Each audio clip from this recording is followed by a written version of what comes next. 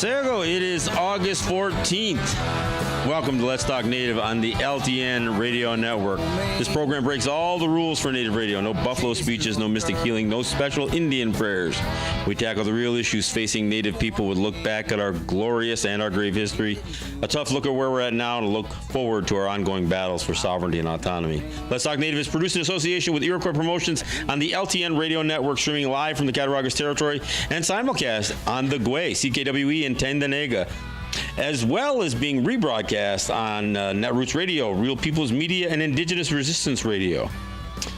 We are broadcasting live from the Seneca Nation territory, and we are also have our audio streaming on www.ltnradionet.com. And of course, we are Facebook Live.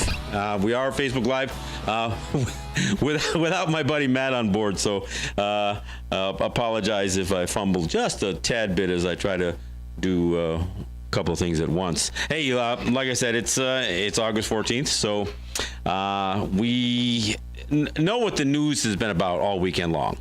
We know that it's been about white supremacy. It's been about violence in a little town in Virginia called Charlottesville.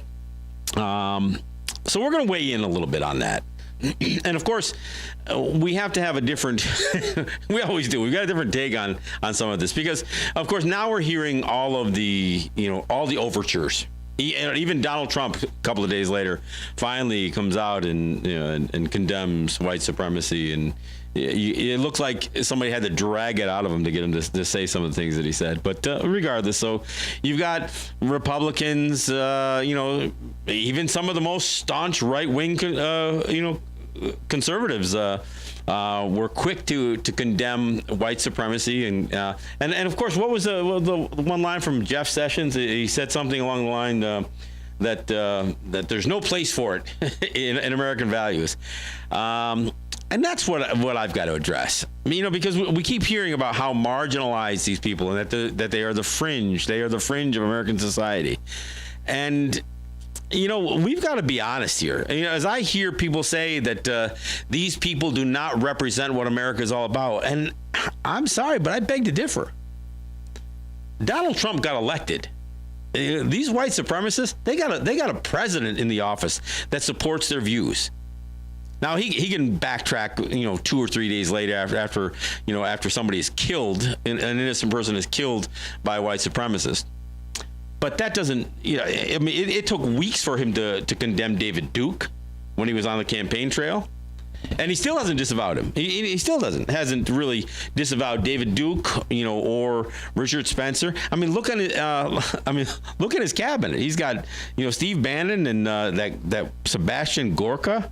These guys are white supremacy rolled into whatever you want to call them. They really are white supremacists. That Gorka has ties to the Nazi organization in Europe. And his immediate, in fact, he weighed in before Trump did, and actually suggested that it was wrong to condemn white supremacists. This is what the Trump administration, his base is white supremacists. That's who they are. It's not just the Confederate flag waving, Nazi flag waving. It is that base. When you looked at his campaign trail, the rhetoric that he spewed when he was saying, "Get him out of here, drag him out of here, kick," and he was telling people at campaign stops to strike people, to assault them, drag them out of there. And who was he talking about? He was talking about people of color in every instance. So. Look, it's fine to say that that American that white supremacy is not an American value, but it is. It's wrong. And so I'm not. Make no mistake about it. I'm not suggesting that white supremacy is valid, that it even exists, but it has been a part of what the United States and frankly Canada. Every one of those colonies of Great Britain, we got to back this thing up. We got to back it up to the doctrine of Christian discovery. Because this isn't just an American value, this white supremacy. and I know this is really going to get some people riled, but it's a Christian value. Look, yeah, I know you're not going to find places cited in the Bible, and people can come up with all kinds of, gospels that, that condemn, this kind of, racism and that kind of stuff. But look at it practically. Look at it historically. Racism, slavery was endorsed by the church, by the Vatican. And you know what? It wasn't just the Catholic Church. Great Britain was in it big time. They were in the slave trade big time. And not just the slave trade, but even the whole white supremacy thing. Let's not forget what the role that Great Britain played in India, in Africa, in Australia. I mean, the massacres that Great Britain, I mean, it's real easy. We sit here and it's easy for us to cite Wounded Knee and Sand Creek and, the Moravian massacres, all of these things, the Manhattan massacres of the Lenape at the hands of the Dutch. But Great Britain, their last massacre in India was later than Wounded Knee. I think it was like 1919 or something like that. It was somewhere in that area. Yeah, toward the end of the First World War. No, yeah, right, exactly. So I mean, yeah, so we're talking about at least a couple of decades after Wounded Knee. And why is that possible? Because they were people that were deemed inferior to Europeans, to Englishmen. White supremacy is it's actually a manifestation out of the hierarchies of Europe in the first place. The whole idea of serfdom and the feudal system, the crown, the royalty, and all of that hierarchy. But when it came time, to start enslaving people of different color, because they had already enslaved their own people, plenty, for centuries. But once they started enslaving people of color, they had to kind of, appease or appeal to the lower standards of their own race, and that's where that whole line between black and white came in. I mean, the nature of Europeans was always to have a hierarchy where some people were going to be on top and some people were going to be on the bottom. And what made that work easier for them was when you could look at a person and simply look at the color of their skin and make that determination. So when I hear these overtures, by the right and the left, about white supremacy and racism not being an American value, well, I'll tell you, I don't think it has much value, but it is an American characteristic. It is a characteristic. I mean, it's playing out in Venezuela as we speak. Look, I'm not going to pretend to know, all of the issues related to Venezuela, but here's what I will say. When Hugo Chavez chased out American oil companies and tried to return the wealth of that nation to the people, the ones who fought him the hardest were the wealthy white people of Venezuela. Now, they're Venezuelan. I mean, don't get me wrong. I'm not suggesting that they aren't. But you go into any South American country, and you're going to see a distinction of people between people of color. You're going to have, black and brown people living in every one of those South American countries, Central American countries, and then you're going to have white people, the ones who have more of a Spanish ancestry than an indigenous or an African ancestry, and those are the people who run those countries.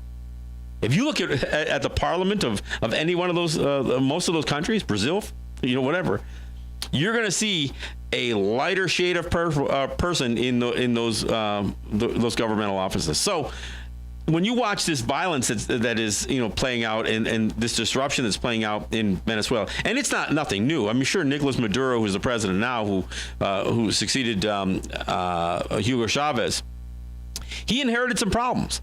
But most of the problems that were caused there were along racial lines, along class lines. Every time people do this assessment on places like Venezuela, they say, oh, Maduro is a dictator and he's carved in the same likeness of Hugo Chavez and it's failed socialism. No, what has hurt Venezuela has been the wealthy white people and American influence doing whatever it could to undermine.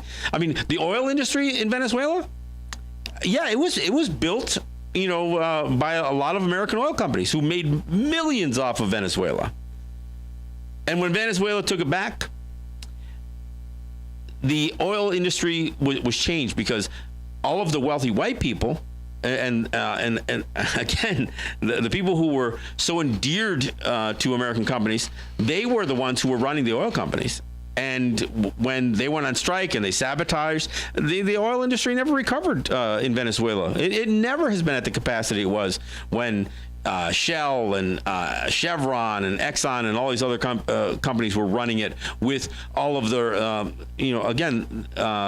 the sycophantic white folks in Venezuela, working those oil fields, working those refineries. So look, and I'm not going to defend all aspects of Chavez or Maduro. I know there's a lot of problems there, but what you'll never see in the media, what you'll never see, is the breakdown along racial lines, or and I don't want to call it racial lines, but along skin color lines. So now let's move back here to the United States. Let's be honest. When a black man got elected as the president of the United States, it threw white people for a loop. They were beside themselves. And I mean, the Tea Party was born. The whole Tea Party movement was born out of a black president being born or being elected.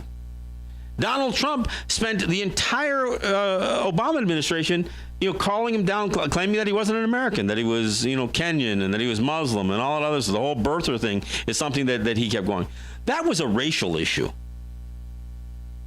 And then when you look at, and I challenge you to go online and look up some of the Trump interviews about his genetics. He says he has good genes, that his intellect is tied to his ancestry. That's white supremacy, folks. That's what it is.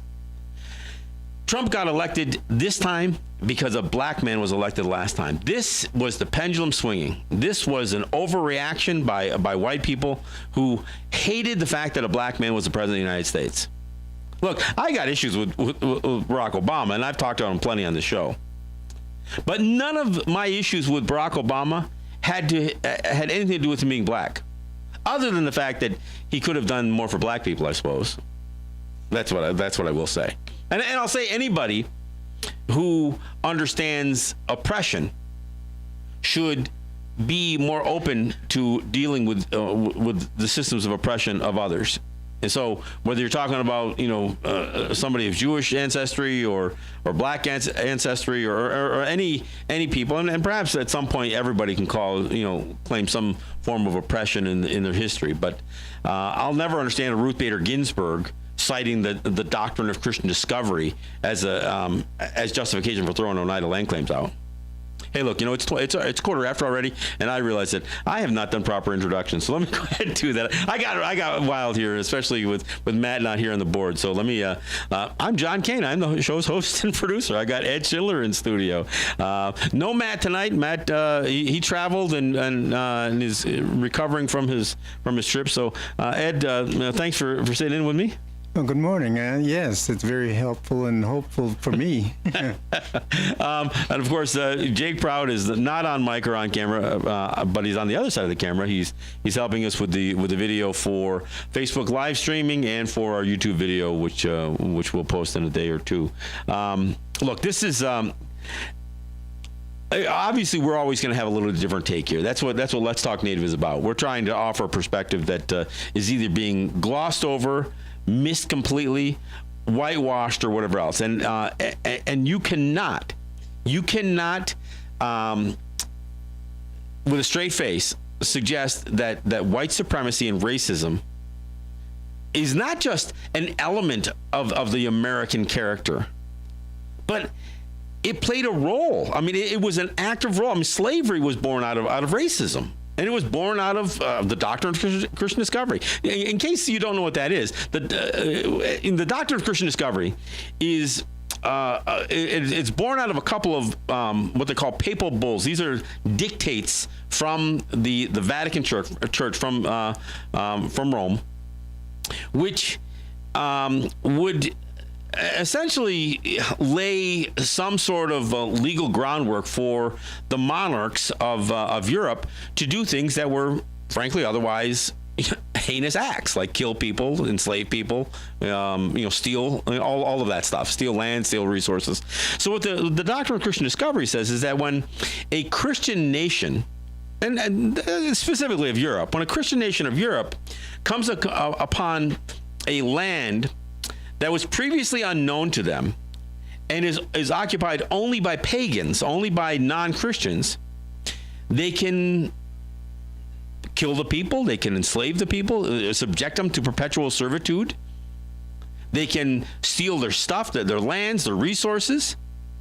Apparently, they could even rape and pillage and do all those other things, because that's exactly what they did.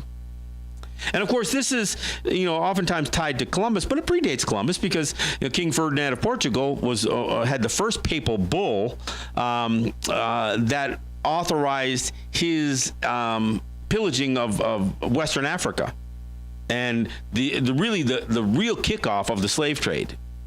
Again, this is church sanctioned, and although it's the Catholic Church, make no mistake about it, the other churches, the other Christian denominations looked to the Catholic Church for some validation for their behavior as well, including the Protestant churches of England. So slavery, this notion that you could look at a people and say that they are less than human, and in fact you would actually measure a person's humanness by their spirituality.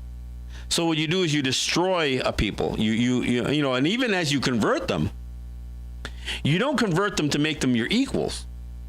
You convert them to give them some hope within the system that you are operating under. That, yeah, you're still going to live a terrible, wretched life as a slave, as a peasant, as a victim of every heinous crime I'm going to want to commit to you.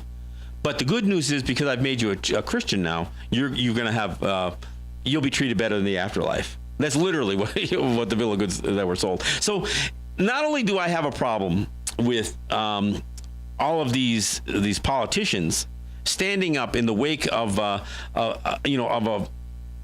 white supremacist mowing down a crowd full of people, murdering one, trying to murder many more. I mean, I don't know if you saw any of the video of that, but there were bodies flying. I saw one person hit so hard by this Dodge Charger that this guy was driving, that it threw this person over the top of the car that he crashed into.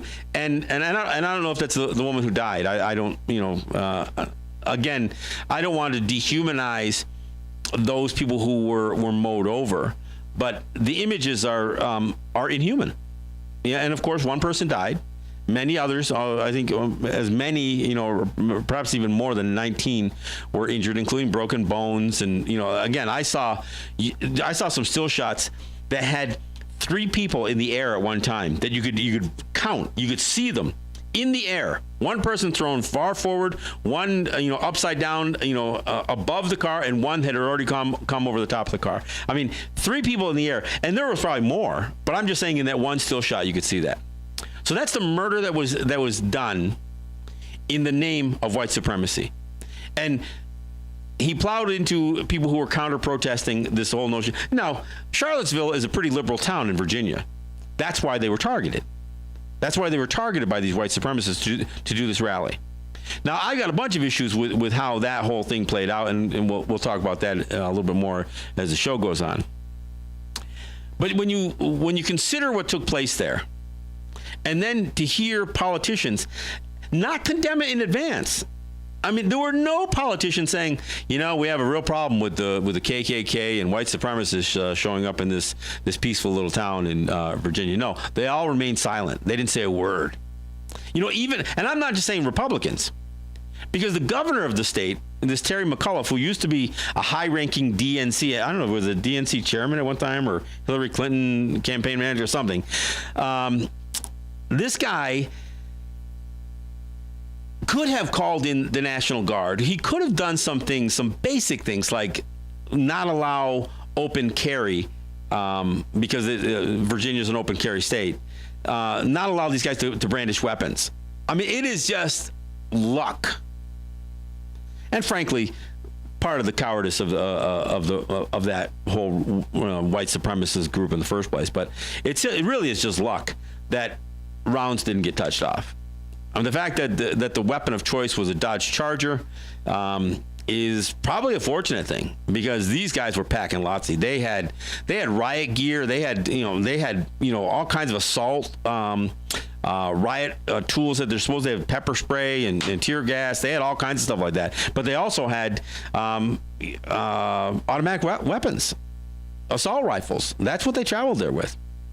So I got all kinds of problems with how the precautions that were taken, because when you consider the militarized police that were used against Black Lives Matter protests or demonstrations, or that were used against water protectors at Standing Rock, how would you not ratchet up your militarized police when you're being faced with a militarized crowd of wackos? And yet they didn't. So, I mean, it is fortunate. And frankly, had this guy not run over these people and really brought the heat down to stop, to essentially put an end to the rest of the rally, who knows what would have happened with these guys and their and all their weaponry. I mean, as it is, a bunch of their guys. I mean, that Richard Spencer, he found himself. He actually got pepper sprayed by police afterwards. And one of the guys, I don't know, the local guy there who tried to organize this whole thing, he got chased right out of town by his own townspeople. So, but again, I got to get back to addressing the denial by politicians, of both stripes, that racism, I think it's fine to say that there's no place for racism in American society. But to do that, you have to own what has happened in the past. I mean, you have to own that the country, the assets, the economic prosperity of the United States owes itself in large part to slave labor, stolen resources, and stolen land. And if you don't acknowledge that, this is where the whole white privilege thing, is so problematic. Because everybody thinks, well, I'm not a racist. I'm white, but I'm not a racist. But if you can't acknowledge that your life has benefited from racism, I mean, and not just historically. Yes, your family, 3 generations, back have benefited. No, I'm not talking. I mean today. And I'm going to give you an example, and this is an example that I think. I mean, it's a bit troublesome. So the Heather, what's her name? Heyer? What's her name? The woman who was killed. The day she was killed, that night, around midnight, they started a GoFundMe page, and they wanted to raise funds for her funeral and for her family. When I looked at it, the first time I saw it, it came across my screen. Their goal was $20,000, and it was at about $14,000 when I saw it. And I donated. I made a modest donation, and then I watched it. By the time I went to bed, it was well over $20,000. By the time I woke up, it was well over $50,000. In less than 12 hours, this thing had raised over $100,000. When all was said and done, $250,000 was raised on this thing. On a short term, because it was only like a 1 day, it might have been a 24-hour GoFundMe campaign. Raised $250,000. I was happy to make a donation, and I'll tell you why.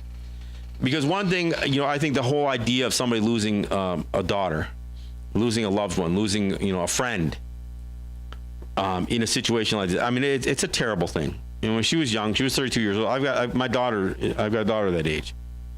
So it hits home. When I first explained it to my wife, I said that, this girl got killed. And she was, how old was she? And I said, 32. She says, well, that's a woman. I says, not as long as I got a daughter who's that age. She's a girl as far as I'm concerned. So, but I was happy to do so. But at some point, a question entered my mind. And here was the question. Would the money have manifested in the same way if she was black? And it ate at me. I posted it on Facebook. I asked that question. Maybe it would have. But there's a part of me that says what made her more innocent was that she was white. And that is where white privilege, because even people of color thought her death was more significant because she was a white person standing with people of color. I mean, there were plenty of black people who were mowed over, and I don't know if there were GoFundMe pages. I don't even know if there was for their medical bills. You know, perhaps there was, and I don't know. I even having donated and supported the crowdsourced funding for this, that question crossed my mind. I mean, and I feel bad about it. I feel bad that the question even crossed my mind. But as I sit here today, I'm still not sure that the 7,000 people who donated would have been as generous if that was a black guy instead of a white woman, a white girl. I mean, I could be wrong. Maybe the same people would have stepped up. But it was dramatic to see that. I was glad to see it. I mean, I'm not begrudging, you know, I'm certainly not begrudging this woman, you know, or her family or anything else. I'm not at all. But this is where those lines start to get blurry. Those lines get blurry between white privilege, white supremacy, racism, and conscience. And, you know, so these are the challenges that we are faced with. But I think to deny that any of that stuff exists, you know, because, you know, I saw, you know, Dallas White Goldtooth, post something on Facebook today, and he was saying how much he appreciates the non-native following that he has, you know, on his Facebook posts and some of the stuff that he's done. He's involved in environmental issues. Obviously, he does comedy with the 1491s and that kind of thing. But even in thanking the non-native support that he has on his Facebook posts and that kind of stuff, he said, but some of you still struggle when I use expressions like white privilege. And that is still today. I mean, in this day and age, when you think that should be acknowledged, because look, here's the thing about white privilege. It can be used for good purposes, like trying to undo white privilege. This woman who was killed in Charlottesville, that's what she was doing. Her presence there, standing against white supremacy, standing against racism, was her, whether it's acknowledged or not, but she was using her white privilege. And, you know, and it is. I mean, she was using the fact that she could probably go in her mind could go there and be a part of this movement, and probably not. I mean, I'm sure she didn't anticipate what had transpired, and it's a tragedy that it transpired for anybody.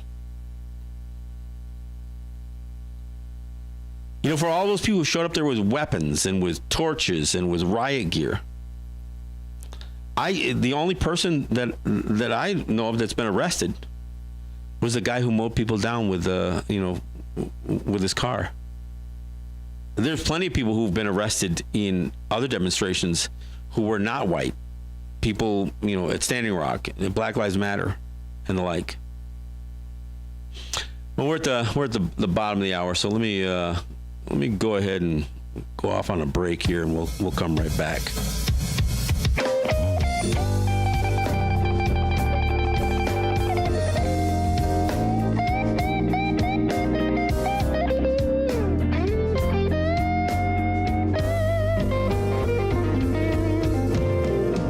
I said somebody, Lord, somebody's got to pay.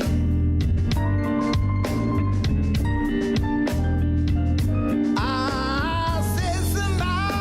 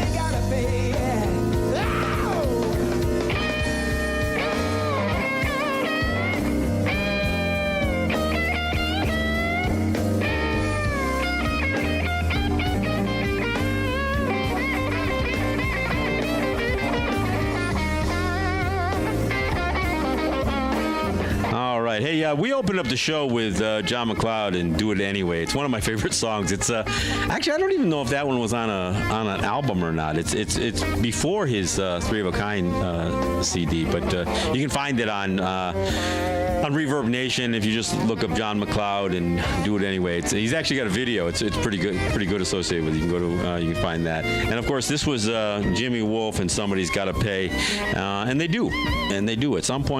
With all of this, and whether you're talking about racism, whether you're talking about white supremacy, and they are a little bit different, but not much.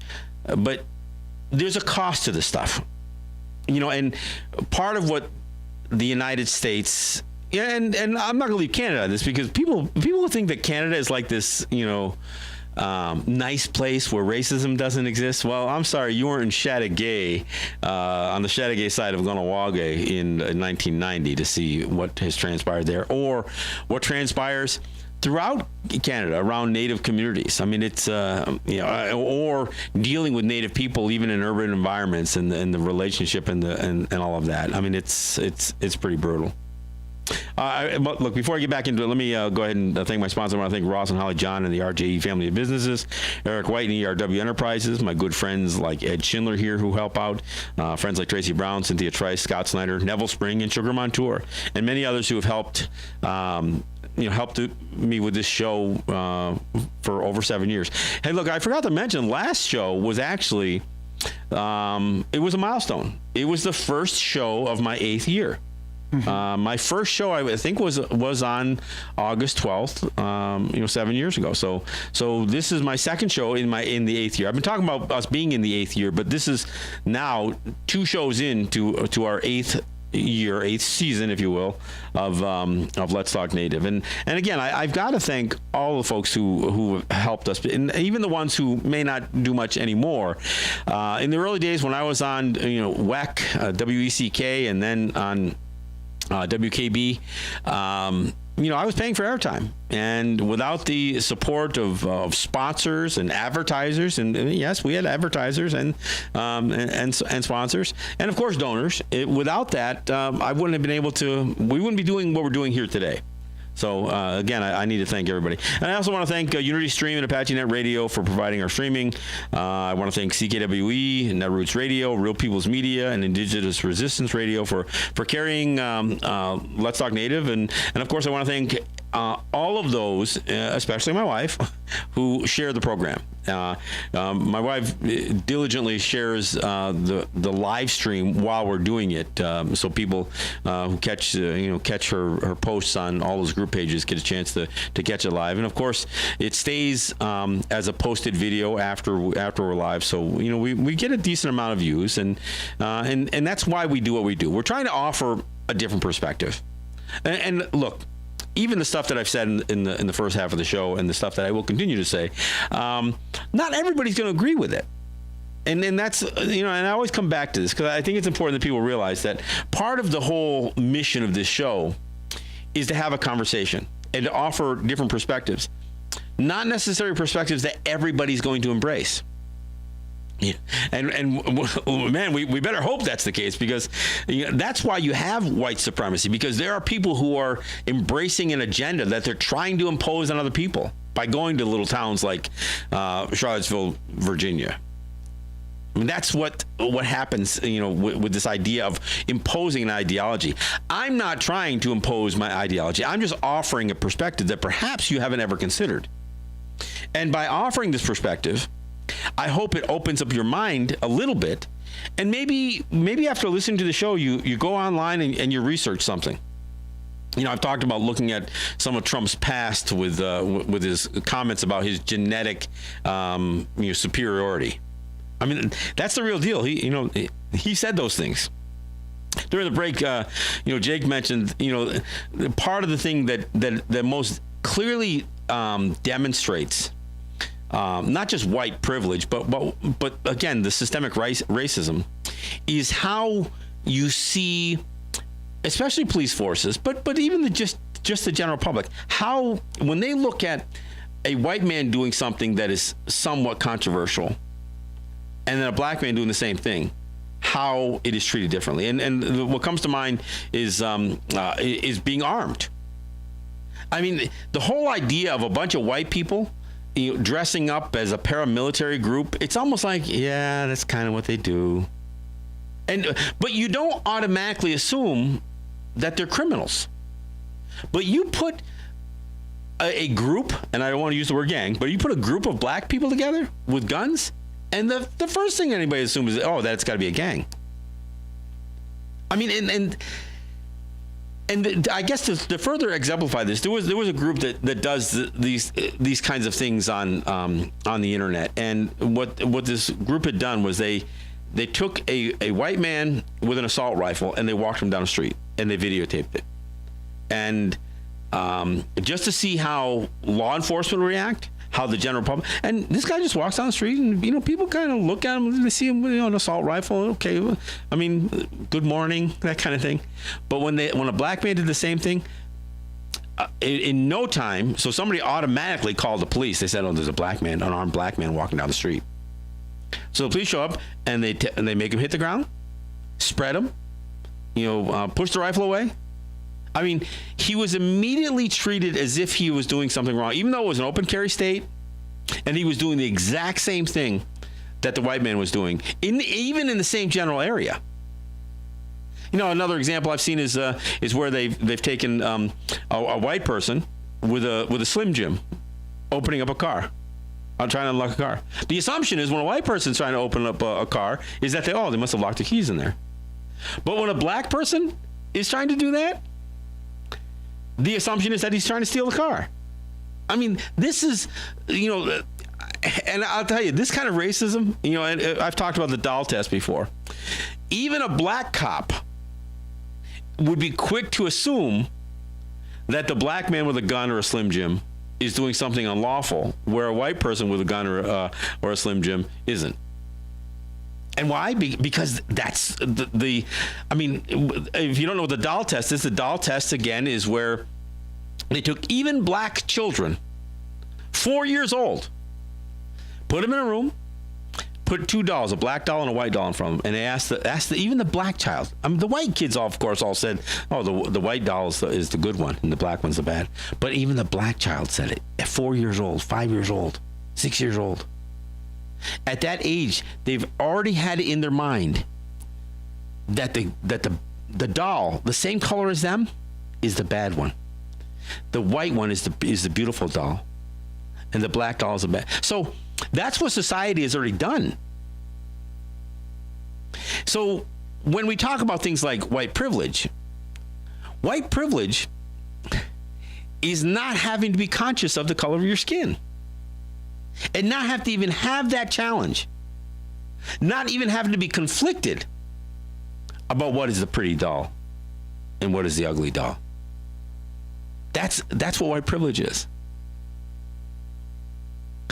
I got to talk a little bit more about church, because again, as I listen to pastors and I listen to to all these people who are weighing in about what transpired over the weekend in Charlottesville. And they talked about how racism is not a Christian value. Well, it sure did become one at some point, because I mean, the thing about this doctrine of Christian discovery, this notion that a white Christian nation of Europe could claim ownership and superiority over people of color, over pagans, it somehow got supported in the Bible. That's where this stuff comes from.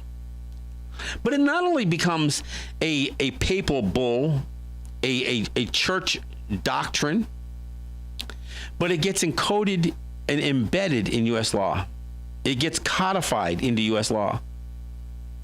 I mean, these papal bulls came out of the 15th century, the 1400s, 1492. I mean, the first one was before Columbus's voyages, and the subsequent ones would come after his voyages.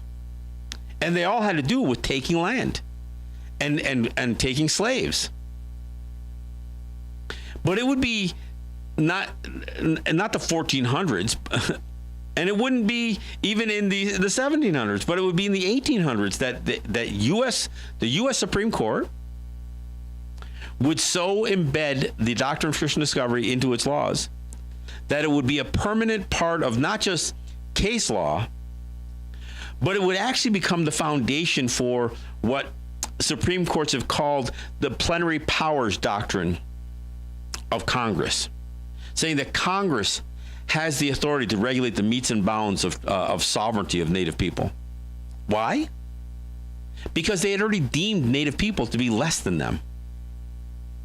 And it goes throughout history.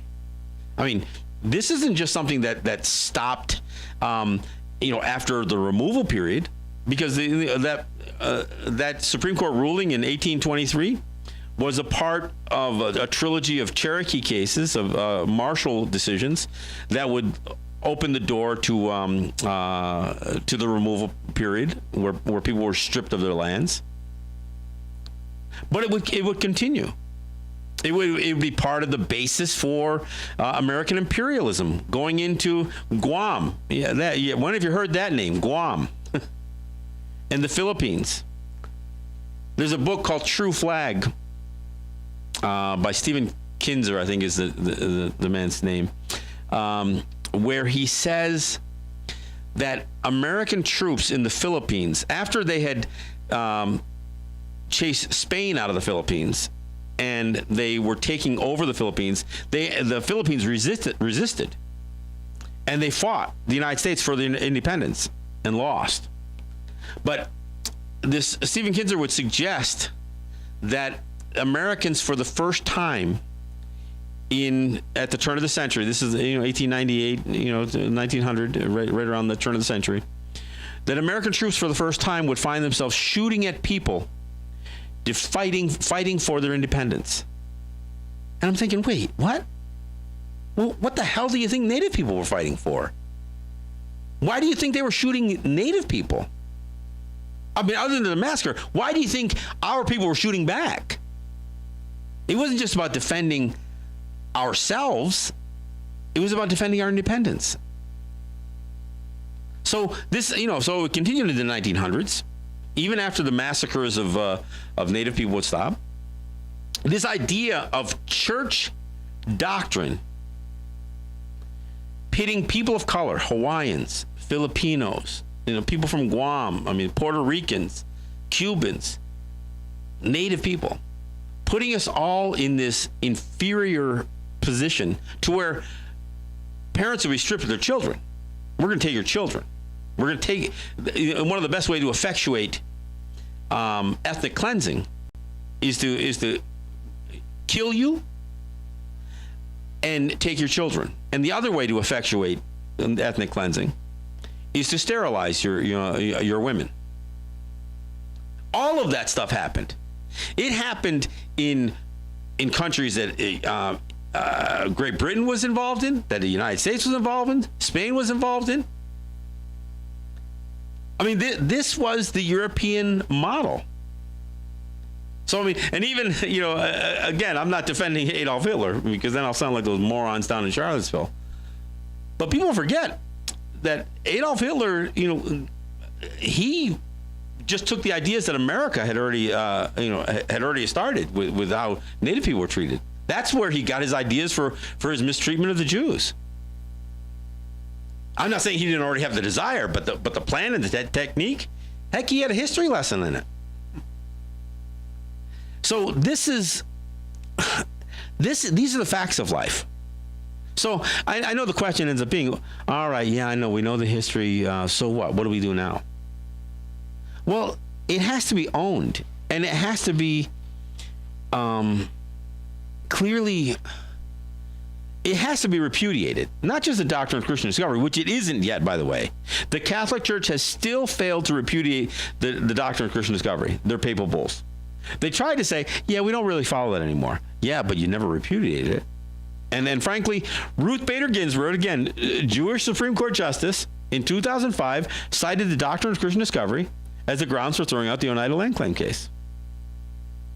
So This isn't just ancient history. This is, so when people say, yeah, get over it, you guys, that happened a long time ago. No, 2005. And it's still happening. Every jurisdictional case that we fight in the state of New York, in the state of Wisconsin, in the state of Minnesota, in the state of, Arizona, every single one of them comes back to those cases that Justice John Marshall ruled upon, where he established, we talked about land title, right, Ed?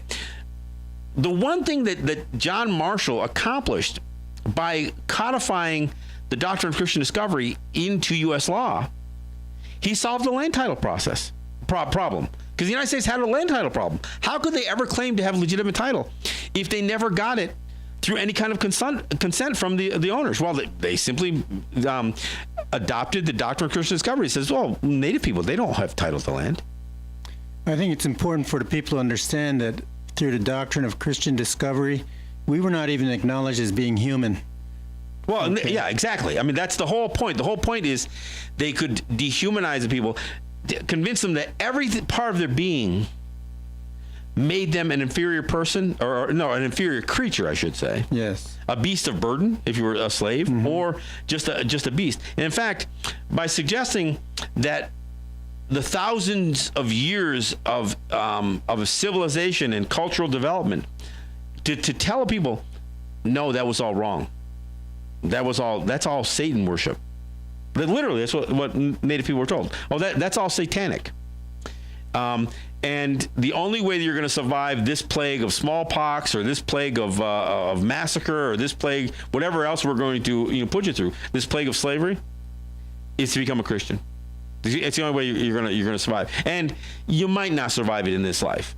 When Junipero Serra was without Christianizing Native people in California before it would be while it was a Spanish colony, baptism was all that mattered. It didn't matter if the children died. In fact, most of the children did die in his care, because once he had one baptized, he delivered a soul to Jesus. That's literally a soul was saved. It didn't matter if a life was. As far as those guys were concerned, we just sent another one to God. That's the attitude they had. So this kind of gets to what you're saying. Yeah, well, I think it has to be understood, because there's a saying that they use on television, I notice a lot. They talk about an Indian off the reservation. Oh, they use that expression. They use that expression. Anytime they refer to somebody who is not acting right, or he's not under control, they say, oh, that guy's really gone off the reservation. Gone off the reservation. That's an expression. People don't understand that the U.S. policy was that if an Indian was found off the reservation, he could be shot and killed. Well, it's because he was a hostile. Yeah, he was a hostile. If you were not submitting yourself to the prison camp system that was the reservation system, then you were deemed a hostile, and that you could be legally shot. In fact, they were taking scalps. Yes. Into the 19th century. Yes. And the thing about it is, people have to understand is that the reservations that were established for the people, the Native people, they didn't have anything. They were basically, if you wanted to go hunting, you had to go to places that had, water in order to go hunting. But if someone saw you, you had to scramble to get away from them and get back to the reservation. That's where the term came from, okay? Yeah. And people don't realize that. They still use it to this day, not understanding what it really meant. Yep. There's one other point I want to bring up, and don't forget what we've talked about in terms of the supremacy movement, okay? But there's also another supremacy movement, and it's been going on for a long time, and that's the one where human beings have this idea that we are supreme to all other life. Well, okay? This starts with Greek philosophy, Aristotle and Socrates. Yes. This starts with what they call the humanities, because what this whole study of humanities is the conviction that man is, that the human being is the superior creature, and that everything else on the planet has been placed there for human consumption. Yes. For human use, for human exploitation. Now, where this gets where it gets into the white supremacy issue is that what they consider that trajectory of humanity goes from the Greek to the Roman to the Christian nations of Europe. And so when you think that every creature on the planet has been placed there for the exploitation and the use of the human being, that's where you start saying, yeah, but those creatures that look human, They're not. but have darker complexion, they're not human. We don't have to afford them the human rights that that our culture, that our religion, that the humanities dictates as legitimate and rightful. That's where that whole thing. So you're right, Ed, the whole notion that first you create this air of superiority over all other creatures, but then you can start parsing. I'm not sure that color. that creature there is a human being or not, and that's and we're gonna determine that by color of skin. They also ended up doing gender, where a woman wasn't considered as equal to a man. Let me, and I wasn't sure I was even going to bring this up, but with the death of this this woman on over the weekend, one of the websites, and I think, frankly, what's the anonymous? I think they took over. They actually hacked into this one website, but this website that they took over had posted this whole thing about this woman, basically shaming her, calling her, overweight. I'm not going to use the actual words they called, because they called her derogatory names, and they said because she was 32 and not married, she wasn't even fulfilling the one purpose that a woman has on this earth, which is to give birth, to propagate the species. In other words, dehumanizing women as well. That's what this white supremacy. It isn't just about white supremacy. It's about male white supremacy. Yes. And these people who embrace this stuff and dismiss this notion of the intellect of a woman or the value of a woman, or and of course this is where domestic violence comes in and all kinds of other things. But this comes all the way from the Greek. Yes. And the Romans and the Europeans, because they actually held women as property, as chattel. Yes. And the thing that people today have to understand very clearly is this is learned. It is indoctrinated into our people from a young age. Well, that's what that whole, again, the doll test is just. Yes. It's crushing. It's crushing to watch. And again, I encourage people to look at it on the internet. Look up the doll test, and I'll tell you, if it doesn't choke you up, I don't care if you're a tough guy, if you're macho guy or whatever else. If you don't see that and see a poor little black child looking at a doll, and they even ask that question, well, which doll looks more like you? And that one, then they'll point to the black doll. But this is how learned it is, that at age 4 and 5, these children have already had their self-esteem crushed just by virtue of the color of their skin. Yep. That's just incredible stuff. It is terrible that a life got lost over the weekend at the hands of not just a white supremacist, but the whole white supremacy thing, the thing that has been embraced and endorsed by the President of the United States, by his cabinet members. And look, I'm glad to hear, especially coming out of the gate, some of the folks speaking out against it, but I gotta tell you, until those same politicians who were quick to call down white supremacy, until they call down the President of the United States for his role in his struggle to disavow not just Richard Spencer and David Duke and the KKK and white supremacists and racism, but even somehow this crazy love affair that all of a sudden white supremacists have with Russia. It used to be the Russia and the Soviet Union was like the arch enemy of the conservative, right? I mean, that's and now all of a sudden they look at Vladimir Putin as a hero, as a symbol of strength and leadership, and they look at Russia as a white nation, a nation that epitomizes white supremacy. Look, it's all got to be called down. I know we spent a great deal of time talking about all the downsides of this stuff. The upside is that these guys fell on their face because one of their own jumped the gun and plowed through a bunch of people with a car, and and hopefully he'll never see the light of day. Hopefully, the prison that he gets sent to is filled with some, is lopsided, as most of them are, with black inmates, and he'll have to, some answering to do to those folks. But there has to be a stronger position. Look, as I drive, we're here on the Cattaraugus territory of Seneca Nation. I only have to go into the village of Gowanda to see Confederate flags flying. Mm-hmm. I can go into every little town around here, and what is up with that? I mean, that's the world that we live in. And at some point, Tim Howard, the Erie County Sheriff, this guy attended a white supremacy meeting. That's where he attended a rally for white supremacists just last year.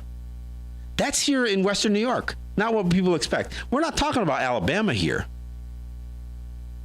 Look, I know that just about wraps it up. Look, I know this is some really tough conversations, and again, maybe we'll hit on a little bit more with our next show. I will be in New York this week, so you can catch me on WBAI from 10 till noon. I'll be solo. No Shawnee Rice for this week. She's traveling, so I'll be doing. I may pull in a guest, but you can catch me on Thursday morning from 10 till noon on WBAI, or go to WBAI.org, and then of course we'll be doing a show on Friday. I may be on the road, so I'm going to have to figure out how we do that on Friday as well. But thanks for listening, and we'll catch you next time. Yeah.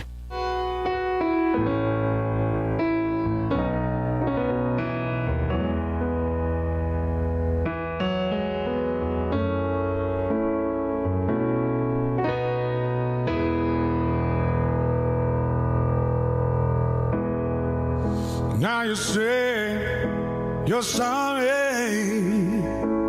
It's not what you say, it's what you do.